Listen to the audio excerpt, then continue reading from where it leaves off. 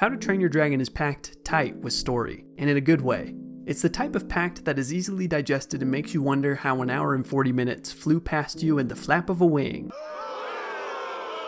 In our How to Train Your Dragon breakdown video, we analyzed the major Chosen One arc of Hiccup's character, but there is so much juicy storytelling nectar to glean from what this movie does well that there wasn't any possible way to fit it all in. So that's what this video is for, to fire off some eye-opening writing quick tips that aren't necessarily related to one another.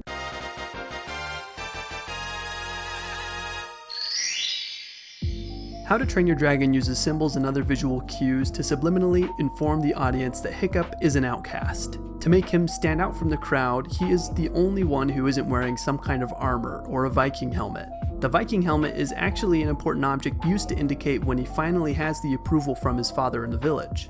Hiccup is too tiny to wield traditional dragon slaying weaponry, so he uniquely makes delicate contraptions that do the wielding for him. During meals, he sits on his own, and he even eats different food than everyone else.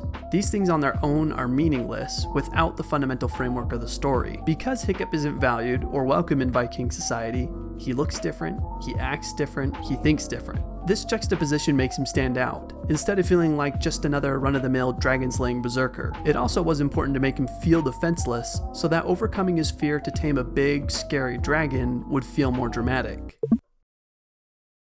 Effective world building supports the story. Instead of turning your story into a logbook of debatably interesting facts about your world, sneak it into the moments when the story is happening. One of the ways How to Train Your Dragon does this is through dialogue, and not just in the things the characters say. The deadly nada. Speed 8, armor 16. The hideous Zippleback. Plus 11 stealth times 2. The monstrous nightmare. Firepower 15. But also in the way they say it. If you ever want to get out there to fight dragons, you need to stop all this. But you just pointed to all of me. Yes, that's it. Stop being all of you. Well, this blunt forwardness isn't just a quirk of the blacksmith's personality, it's actually a part of the Vikings' culture. You've lost everything. Your father, your tribe, your best friend. Thank you for summing that up. This method of world building cleverly informs us that Vikings are brutally honest, while at the same time conveying important information we need to connect with Hiccup's internal conflict. It's like killing 2 dragons with 1 boulder.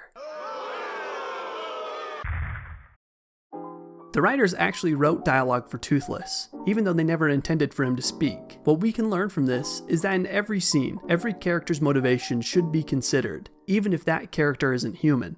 A scene is like a miniature story unto itself. There's an establishing of expectations, rising action where those expectations are broken or subverted, conflict, then a resolution. When we were first boarding it and writing it, we didn't have any sounds to go in there, so we tended to leave the dragon blank. And Jeffrey would always mention, like, okay, that voice is going to be important. I got to understand from moment to moment how he feels, you know? Even though Toothless was mute, it was important that they understood what he would say if he could speak. It's like how a lawyer should never ask a question they don't know the answer to. You should never make your characters do or say something unless you know why they are doing/saying it. It was also important that they knew what Toothless' inner dialogue was, so the animators and sound designers could express it through his body language and sounds. His eyes reduce to slits when he's feeling threatened and widen when they're absorbing information. He waddles like a penguin and sits upright on his hind legs. These minor, unexpected, subtle details are important to transforming a symbol of a dragon from Fantasyland into a living, intelligent creature. I don't know if there's a writing technique to learn from this. It might just be an interesting observation, but every time someone apologizes to Toothless, he forgives them and it happens 3 times. Once when he spares Hiccup after he's cut loose. I did this.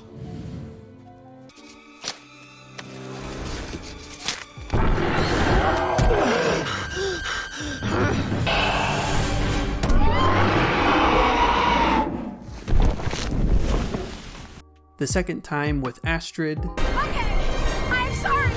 I'm sorry. Just get me off of this thing.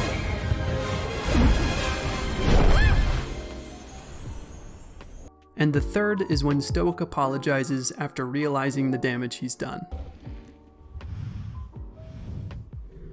I did this.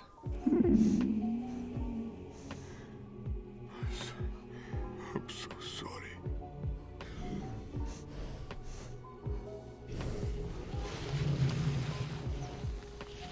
Hiccup! In this scene, Toothless and Hiccup learn they need to work together in order to fly, followed by Today is about teamwork. the previous scene seamlessly transitions by using the same theme to segue, even though the location, time, and setting changes. Notice how the show balances its tone. It follows up sincerity with humor, or a moment of longing with fear.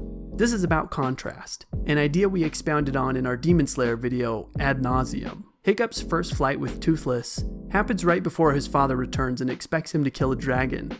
Hiccup is rewarded for redeeming himself and wounding Toothless, and then has to face the consequences of keeping their forbidden friendship a secret. After Hiccup and Astrid share a tender scene, they discover what lies at the heart of the terrifying dragon nest. When Hiccup tells his father he doesn't want to kill a dragon is precisely the moment he is forced to go to dragon training.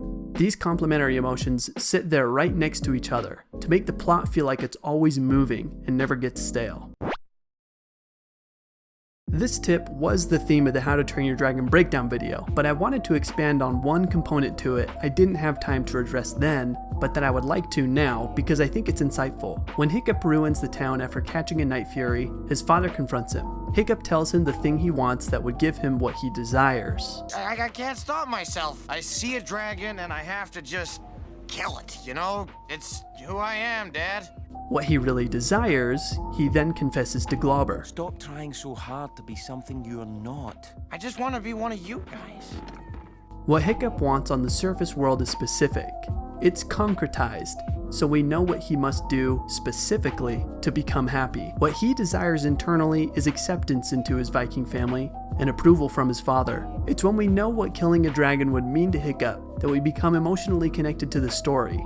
And it's when he can't kill Toothless that we become deeply invested in watching until the conflict's resolution. Like I said, I explained this character arc in much greater detail in the How to Train Your Dragon breakdown video, but I wanted to explain why stories like this make us feel this way. In the real world, we try our darndest to hide how we feel for propriety's sake. We tergiversate, which is a wonderful, real word that I probably mispronounced for beating around the bush of how we truly feel, because we are scared of what other people would think of us if, God forbid, they ever found out. What's funny is that we are dying to know what things mean to other people, while we keep those same secrets about ourselves contained tight under lock and key. We're so curious because we want to know we aren't the only ones who feel that way. And in Hiccup's case, when he reveals to Astrid the feelings he's kept hidden, from himself even, for so long, she helps him realize they aren't a weakness, but are actually his greatest strength. It's when those hidden things are revealed to us that we feel like the story has been resolved. So, in your own stories, think about what it is your characters desire on a specific, yet superficial level. For Hiccup, that's killing a dragon. Then ask yourself the most important question, which is, what would getting that thing mean to them internally? If Hiccup kills a dragon, then he gains the approval of the Vikings and his father, and that is when we are first connected to his character emotionally.